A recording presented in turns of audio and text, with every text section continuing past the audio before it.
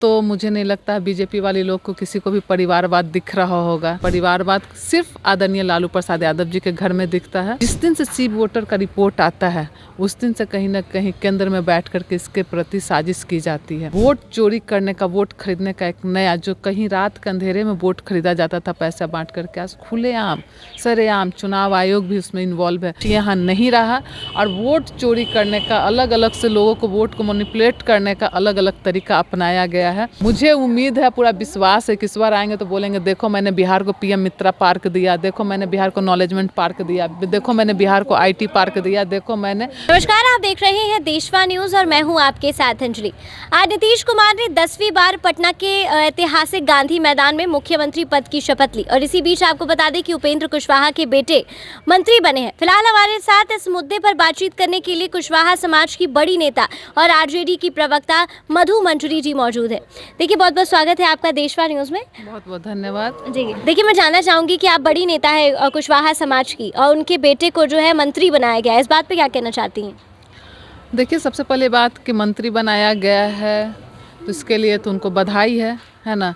अब तो मुझे नहीं लगता है बीजेपी वाले लोग को किसी को भी परिवारवाद दिख रहा होगा, क्योंकि लगातार उनके साथ बहुत सारे लोग लगे रहे हैं। लेकिन जब मंत्री बनाने के बाद आई, विधानसभा लड़ाने के बाद आई, तो 5 में से एक अपने परिवार का जब मंत्री बनाने में गया तो चले ठीक है, कोई नहीं। क्योंकि आदरणीय प्रधानमंत्री हों या गृह मंत्री हों या यहाँ के मुख्यमंत्री हों आदरणीय नीतीश कुमार जी, इनको यहाँ पे कभी भी परिवारवाद नहीं दिखता है। परिवारवाद सिर्फ आदरणीय लालू प्रसाद यादव जी के घर में दिखता है। फिर भी एक और नया परिवारवाद के लिए एनडीए को बधाई। और देखिए, आज नीतीश कुमार जो है उन्होंने आज शपथ ली है, क्या कहना चाहती हैं? क्योंकि ये सपना जो है वो तेजस्वी यादव ने देखा था। तमाम उनके वीडियोस वायरल हो रहे हैं जिसमें वो ये कहते हुए नजर आ रहे हैं कि 20 तारीख को हम शपथ लेने जाएंगे, इस गाड़ी से जाएंगे, ऐसे करेंगे। तो मतलब कैसा क्या लग रहा है? देखिए, जब ये जो पूरा जो प्लानिंग हुआ, और एक बधाई मतलब क्या बोला था, चुनाव आयोग को भी देना चाहेंगे, उनको भी बधाई, जिसके लिए उनको भेजा गया था बिहार में आदरणीय प्रधानमंत्री की तरफ से उनकी भी जीत हुई।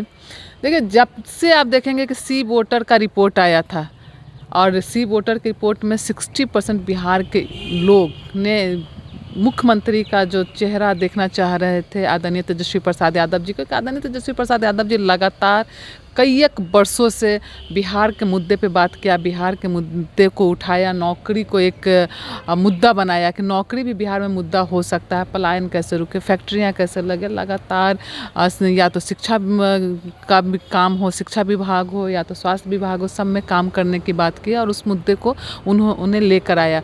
बाद में और भी पार्टियां जो उभर कर के आई, उन्होंने फिर इसी मुद्दे को लेकर के आया और इस मुद्दे पर बिहार की जनता कहीं ना कहीं मान गई थी।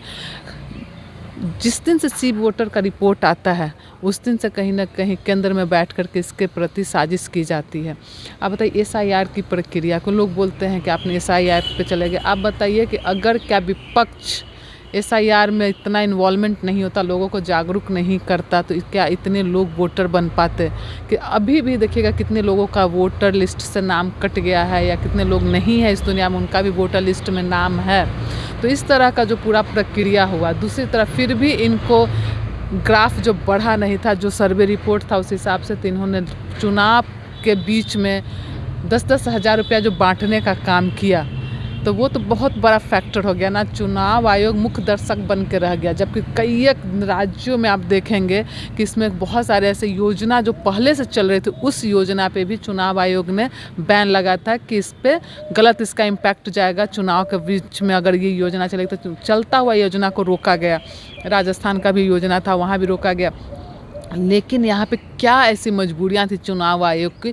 चुनाव के बीच में पैसा दिया जाता है, श्रम कार्ड के जरिए जितने लोग हैं उनको भी 5-5 हज़ार रुपया दिया गया, जीविका की बहनों को जो पैसा दिया गया।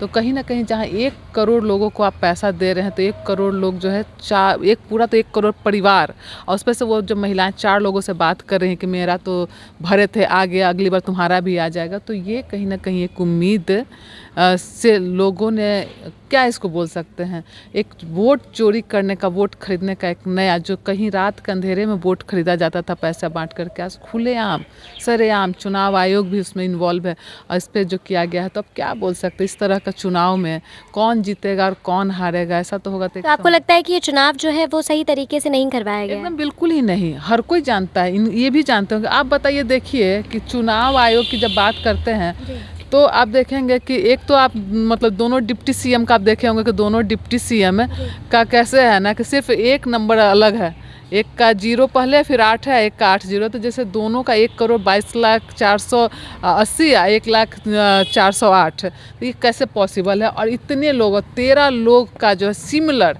जो भी बड़े नेता हैं उनका देख लीजिए, 1,04,96, 1,04,87, 1,04,77, ये क्या है, 1,07,70, 1,04,85, 1,04,44, ये जो पूरा फिगर है ये सब लोग देख रहा है। और इस फिगर के बारे में आप क्या बोलना चाहेंगे, आप खुद ही देख सकते हैं।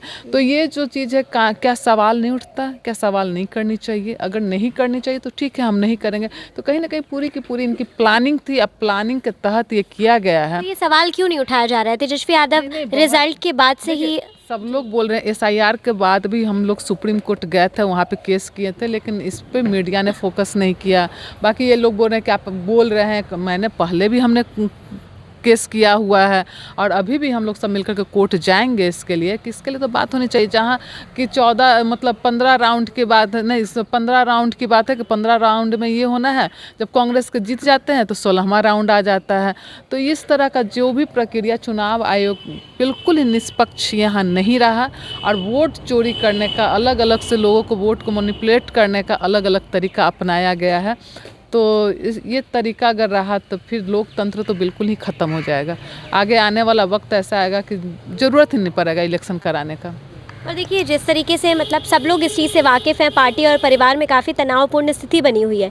रोहिणी आचार्य ने जिस तरीके से ट्वीट किया, उन्होंने कहा कि उन्हें गालियाँ दी गई हैं, उनके माँ बाप जो रो रहे थे उसके बाद से उन्हें घर से निकाल दिया गया, कि मतलब क्यों ऐसा?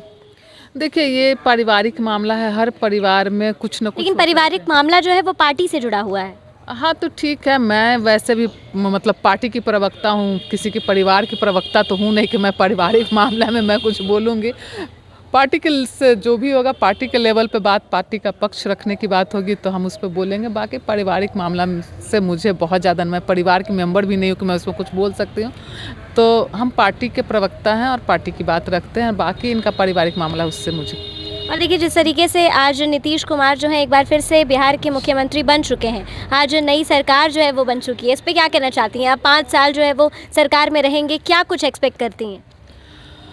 उम्मीद करते हैं कि अब बिहार को जो बिहार का अधिकार है वो मिले। इतने बहुमत, पहले भी प्रचंड बहुमत से लोकसभा में जीते थे, 40 में से 39 सीट मिला था मतलब बीजेपी को, लेकिन फिर भी बिहार को तो कुछ मिला नहीं। तो मुझे लगता है कि बिहार के प्रधानमंत्री बिहार के लिए अगली बार इलेक्शन आएगा, अगली बार अगर वोट मांगने आएंगे तो वो नहीं कहेंगे, लालू प्रसाद यादव जी का डर दिखा करके वो वोट नहीं मांगेंगे। मुझे उम्मीद है, पूरा विश्वास है कि इस बार आएंगे तो बोलेंगे, देखो मैंने बिहार को पीएम मित्रा पार्क दिया, देखो मैंने बिहार को नॉलेजमेंट पार्क दिया, देखो मैंने बिहार को IT पार्क दिया, देखो मैंने बिहार को केंद्रीय यूनिवर्सिटी दिया, कि अब बिहार के बच्चे बिहार में ही पढ़ रहे हैं। ये जो चीज़ है कि मुझे उम्मीद है कि अगली बार आएंगे, क्योंकि 20 साल में तो ये बोल नहीं पाए। 20 साल में प्रधानमंत्री हो, गृह मंत्री हो, पड़ोस के मुख्यमंत्री हो, सब आकर के बिहार को सिर्फ बदनामी करने का, बिहार का छवि खराब करने का काम किए। फिर भी आप किसी तरह से आप बन गए हैं, वोट चोरी करके बने या जो भी करके बने, लेकिन अब हम उम्मीद करते हैं कि बिहार को अब ये सारे जो योजना है बिहार को मिलेगा। स्पेशल राज का पैकेज दीजिए, नहीं दीजिए, एक नॉलेजमेंट पार्क दे दीजिए, फैक्ट्रियाँ ले आइए, जितने यहाँ चीनी मिल है उसको खुलवा दीजिए। उम्मीद करते हैं, अब देखिए कितने उम्मीद पर ये कायम होते हैं। मुझे तो लगता नहीं है, लेकिन फिर भी हम उम्मीद ही रख सकते हैं। जी बिल्कुल। देखिए, जिस तरीके से नीतीश कुमार ने आज गांधी मैदान में शपथ ली है, अब सबकी निगाहें नीतीश कुमार पर है, क्योंकि वो एक और बार बिहार के मुख्यमंत्री बने हैं। सब चाहते हैं, सब ये देखना चाहते हैं कि नीतीश कुमार अब क्या करके दिखाते हैं। फिलहाल इस खबर में बस इतना ही। ऐसी तमाम खबरों के लिए हमारे साथ बने रहे देशवा न्यूज़।